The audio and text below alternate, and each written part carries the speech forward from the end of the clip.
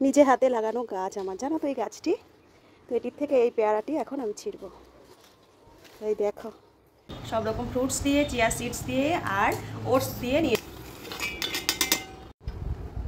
রান্নাটা তো বসিয়েছি। আর এখন যাচ্ছি একটু ছাদে। আর এই যে টিভি দেখতে দেখতে খাচ্ছে। শেষে সোফার ওপরটা গুছিয়ে উঠলাম।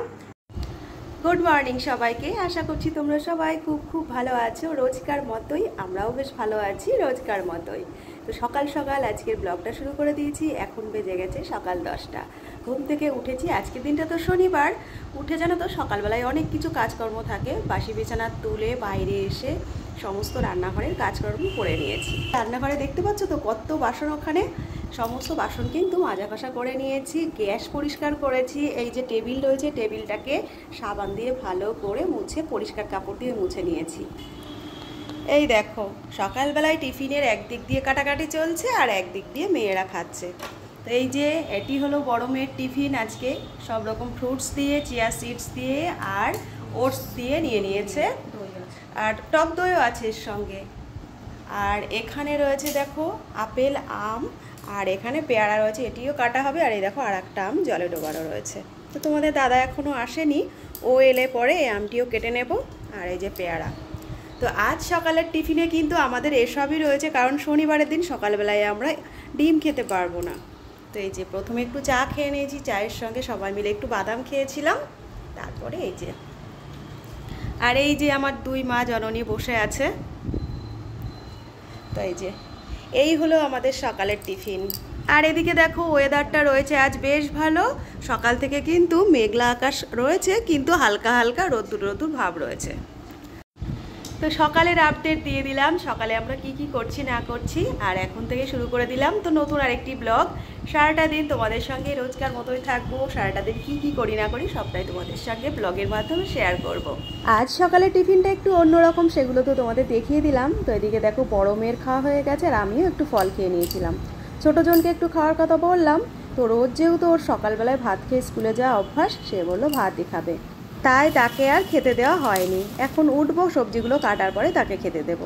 নিরামিষের দিনগুলো মানেই তো তোমরা জানোই আমাদের বাড়িতে বেশিরভাগ দিনগুলোতেই পনির হয়। আজও সেই রোজকার মতোই বাড়ির লোক বাজারে গেছিলো সকালের দিকে, কিছু ফল আর 2 প্যাকেট পনিরও নিয়ে এসেছে। আগের আম দেখো এখনও ঘরে একটা রয়েছে, আবার আজও 2টি আম নিয়ে এসেছে। আর এখনকার আমগুলো জানো তো বেশ বড় বড় আর বেশ মিষ্টি। সেই সঙ্গে এই প্যাকেটের মধ্যে রয়েছে কয়েকটি মোসাম্বি লেবু, কিছু ড্রাই ফ্রুটসও এনেছে। এই দেখো একটা প্যাকেটের মধ্যে রয়েছে কিশমিশ, এটার মধ্যে কাজু, আর এটার মধ্যে আলমন্ড বাদাম। রোজই চেষ্টা করি মেয়েদের কয়েকটা করে আলমন্ড বাদাম দিতে। এগুলো খাওয়া জানো তো অনেকটাই ভালো, ওদেরও দেওয়া হয়, সেই সঙ্গে সঙ্গে আমাদেরও একটু খাওয়া হয়। সমস্ত কাটা বাছা সেরে নিয়ে এই দেখো এই জায়গাটা পরিষ্কার করতে করতে মেয়েকে একটু খাবার দিয়ে দিলাম। এই যে আমরা তো এগুলো খেয়েছি, আর সকাল সকাল একটু ভাতও করে নিয়েছি। ছোটোজনকে আজ একটু সকালবেলায় ভাতই দিলাম, যেহেতু স্কুলে ভাত খেয়েই যায়। তো আজও একটু ভাত দিয়ে দিয়েছি, বাড়িতে রয়েছে।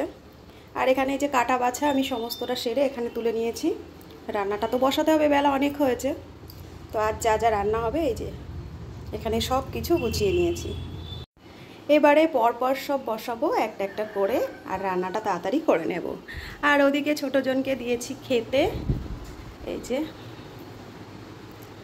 সকালবেলায় তেনার ঘি দিয়ে ভাত খাওয়াই পছন্দ, স্কুলে যেহেতু এভাবেই খেয়ে যায়, তাই আজও ঘি ভাতই দিয়ে দিয়েছি। আর এই যে টিভি দেখতে দেখতে খাচ্ছে। চলো, এদিকে তো মোটামুটি আমার সবই হয়ে গেছে, এবারে রান্নাটা বসিয়ে নিই। আর আজ সবই তো দেখিয়েছি, কি কি রান্না হবে সেটা তোমাদের বলা হয়নি। তো এখানে দেখো কুমড়োটা আজ আমি ভাজা করব। আর এই যে ঘরের মধ্যে 2টো কাঁকরোল ছিল, একটু কেমন হয়ে যাচ্ছিল, তো এটি এর সঙ্গে কেটে নিয়েছি, ভেজে নেব। এখানে বরবটি রয়েছে, এখানে আলু রয়েছে, এটা দিয়ে হবে সর্ষে ঝাল। আর গাজর আলু রয়েছে, এগুলো দিয়ে হবে পনিরের তরকারি।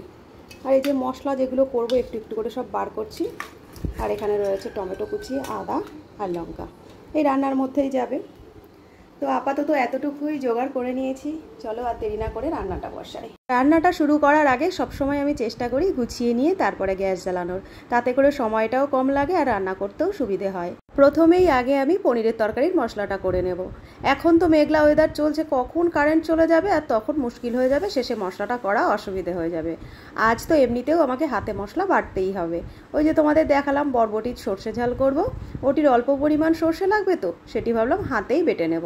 তো এখানে দেখো গ্যাসটা আমি জ্বালিয়ে দিয়েছি, জ্বালিয়ে দিয়ে মিষ্টি কুমড়ো আর কাঁকরোলের যে ভাজাটা হবে সেটাই বসিয়ে দিয়েছি।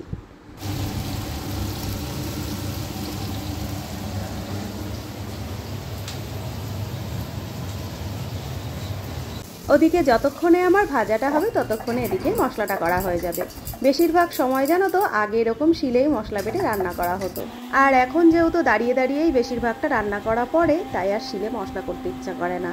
তাই বেশিরভাগ সময়টাই চেষ্টা করি মিক্সিতে মশলা করার, আর যখন যখন মনে হয় শিলে বাটবো তখন তখন শিলে বেটে নিই।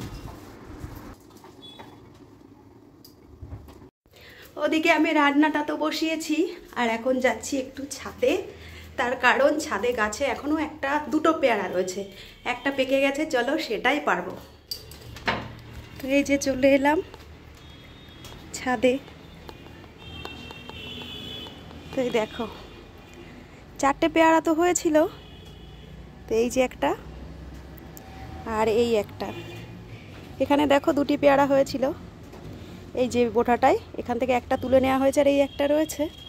আর এই যে এইখানে এই যে এই বোটাটা, এইখানে একটা পেয়ারা ছিল, আর এই যে এখানে এই ডালে একটা রয়েছে। তো বেশি দিন রেখে দিলে পেয়ারাটা পোকাও ধরতে পারে, আবার হনুমানেও খেয়ে যেতে পারে। গাছে ফল থাকলে তো বেশ ভালো লাগে, কিন্তু না পেরেও উপায় নেই। চলো, নিজে হাতে লাগানো গাছ আমার, জানো তো এই গাছটি, তো এটির থেকে এই পেয়ারাটি এখন আমি ছিঁড়বো।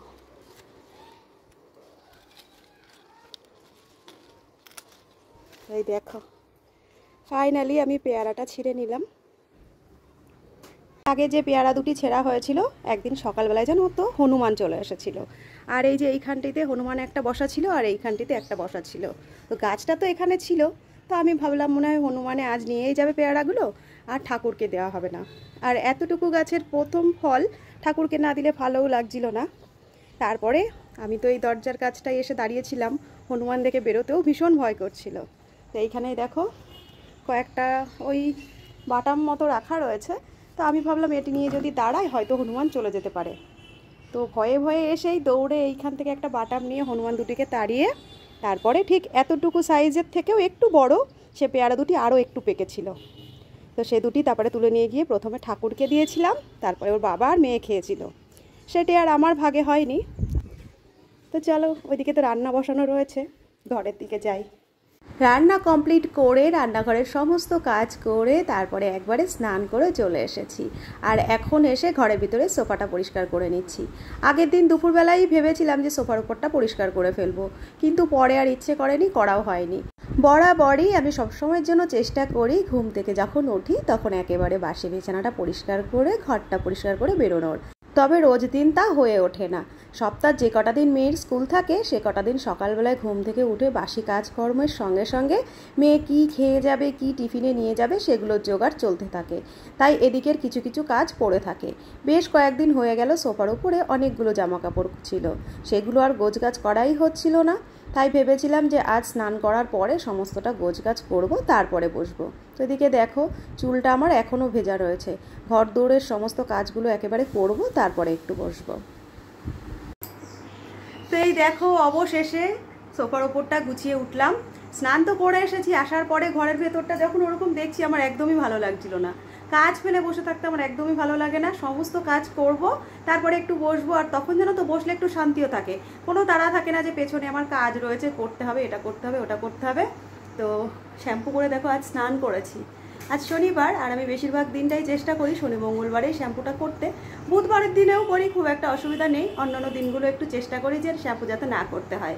তো আজ শ্যাম্পু করে স্নান করে এসেছি, আসার পরে তো প্রচুর পরিমাণ গরম লাগছিল, তার উপরে আবার এসে এই যে এতগুলো জামাকাপড় গোছগাছ করে জায়গায় সমস্তটা রেখেছি, এবার গিয়ে একটু মনে শান্তি হয়েছে। আর ওদিকে তো মেয়ে পড়তে বসেছে, ওর ম্যাম রয়েছে, ও পড়ে তারপরে আবার উঠবে, স্নান করবে, তারপরে খাওয়া দাওয়া। আর আজকের ওয়েদারটা জানো তো অনেকটাই ভালো, অনেক দিন পরে আজ রোদ্দুর উঠেছে। চলো তোমাদের একটু ব্যাক ক্যামেরায় দেখাই। এই দেখো আজ কি সুন্দর রোদ্দুর উঠেছে, মাঝে মাঝে মেঘলা হয়ে যাচ্ছে, তার মধ্যেও দেখো বেশ ঝলমল করছে বাইরেটা। আর মনে হচ্ছে কতদিন পরে যেন এমনটা দেখলাম। বাইরের দিকটা দেখতে ভীষণ সুন্দরও লাগছে। চলো একটু নিজের সঙ্গে বসি, তারপরে তো আবার দুপুরে খাওয়া দাওয়া করতে হবে। এই দেখো রোজকার মতো বসে পড়লাম দুপুরবেলায় লাঞ্চ করতে। আর সবাই একসঙ্গে বাড়িতে আছি, 2 মেয়েও বাড়িতে আছে, ওর বাবাও রয়েছে, আর আমি তো রোজকার মতো থাকি। তো আজকের লাঞ্চের মেনুতে কি কি আছে চলো তোমাদের দেখাই। রান্নার আগে যদিও একবার হয়তো বলেছি তোমাদেরকে। তো আজকের মেনুতে রয়েছে এই যে উচ্ছে নয় কাঁকরোল দিয়ে আর মিষ্টি কুমড়ো দিয়ে ভাজা, আর সেই সঙ্গে এই যে বরবটি আলু দিয়ে একটা ঝাল চচ্চড়ি সর্ষে দিয়ে, আর এই যে পনিরের তরকারি, আর সেই সঙ্গে একটু শসা কেটে নেওয়া হয়েছে এই যে, আর এখানে রয়েছে আম, পাকা আম। তো এই আজকের আমাদের দুপুরের মেনু। খাবারটা নিয়ে বসে তো পড়েছি সবাই, চলো লাঞ্চটা করে দিই।